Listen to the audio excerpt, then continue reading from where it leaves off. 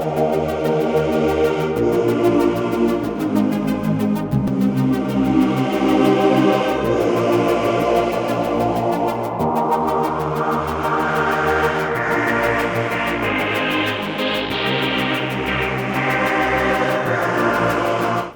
you for watching. I'm John Razimus, and this is Pyramidical. In this episode, I will share the time I first heard the word pyramidical. I may have read it before, but it's not a common word people use every day. But I heard it from a guy, and his name was Richard III. I don't know what Richard III's last name is, but I do know that he always introduced himself as Richard III. He was very proud about that third, that his father had the same name as him, and his grandfather had the same name as him. He was Richard III. Richard III was a really cool guy. He talked in a fantastical way. He used words in combinations that I had never heard before. And he inspired the name of the show Pyramidical. The year was around 2003. I met Richard III.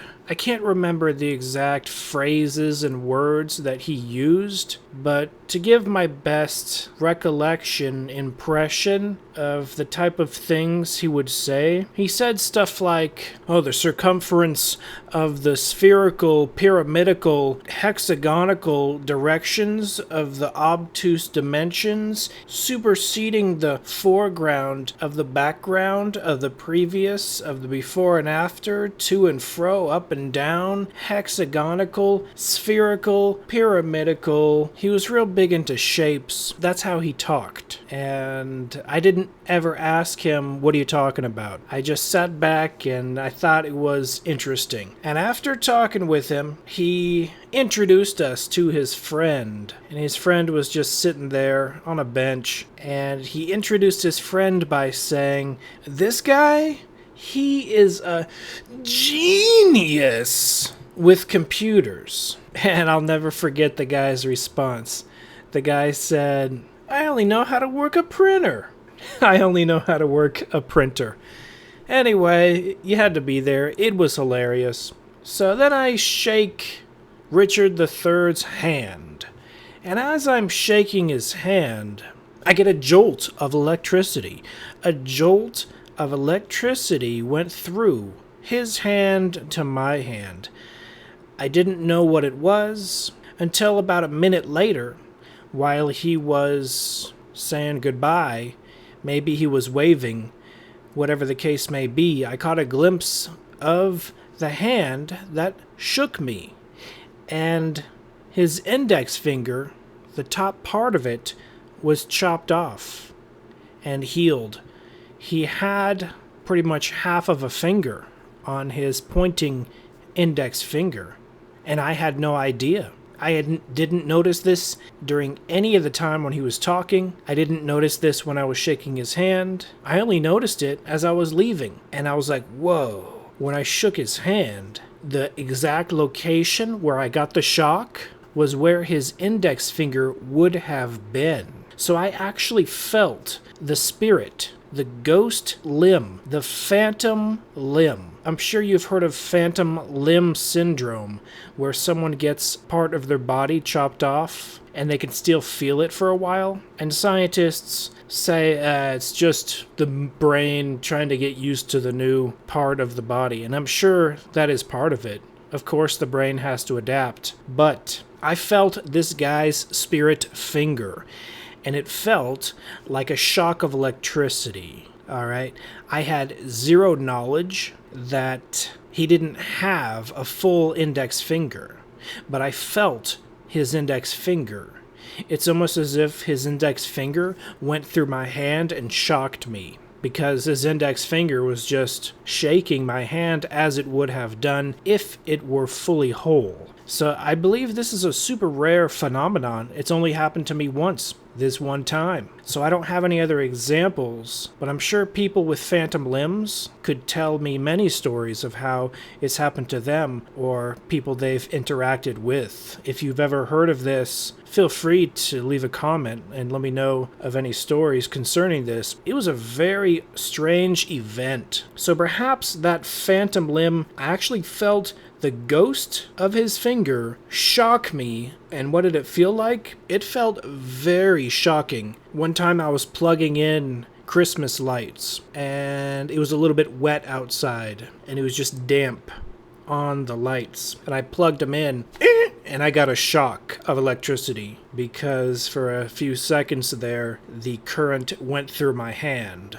as I was plugging in the lights. And it felt very similar to getting shocked and electrocuted by electricity in that exact manner. So it was an actual electricity that I had a reaction to, but I didn't tell anybody about. As a matter of fact, this is the first time I've ever told the full story. I may have told one person a couple years ago, but this is the first time I really ever mentioned it. It happened. Proof that spirit exists. Your spirit hand exists. I'm not only a believer, I know for a fact the spirit is real and it's in another dimension, a parallel dimension, parallel to our dimension. And I believe if you're a spirit inhabiting a physical body, if you're alive, you are grounded to this lower dimension. So your chances of interacting with shaking someone's hand and part of their hand isn't there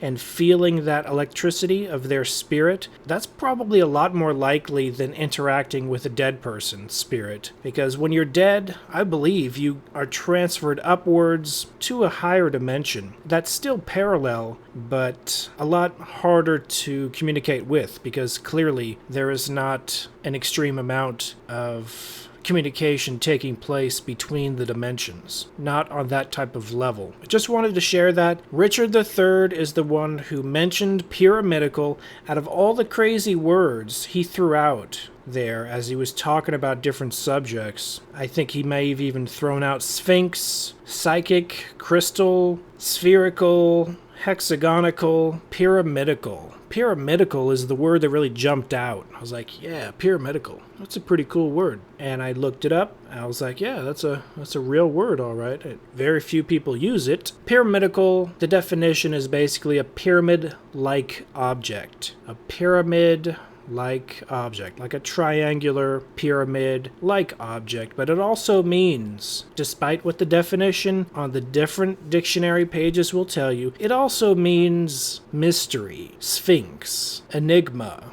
puzzle, and that's the meaning I prefer for this show, pyramidal, because the topics I'm going to discuss on this show are going to be paranormal in nature most of the time. That's the theme of the show: mystery, enigma, puzzle, sphinx, pyramidal. So I thank you for watching. Richard III was a cool guy. I do remember one time I was listening to him listen because he had the volume turned up so loud that I could overhear him listening on his... He was playing a Walkman, an old-fashioned Sony Walkman, but he was playing the radio on it with headphones, old-fashioned looking headphones. I could overhear him listening to the song Take On Me by the 80s band Aha. And you know that part of the song where there's a keyboard solo? As the keyboard solo is playing on that song, Richard III was playing air guitar. He was playing air guitar. He wasn't making the noises. He was just playing air guitar along with the keyboard solo to Aha's Take On Me. I thought that was hilarious. He was a cool guy. It was hilarious in, I don't know, like an Andy Kaufman sort of way. It was just very interestingly funny. And he's a cool guy. Richard III, you'll know if it's the same Richard III that I'm talking about if his right hand has a missing part of his index finger. And hopefully I can track Richard III down one day and thank him for inspiring me to use the name Pyramidical for the show. I thank you for watching. This has been John Razimus with Pyramidical. Be seeing you.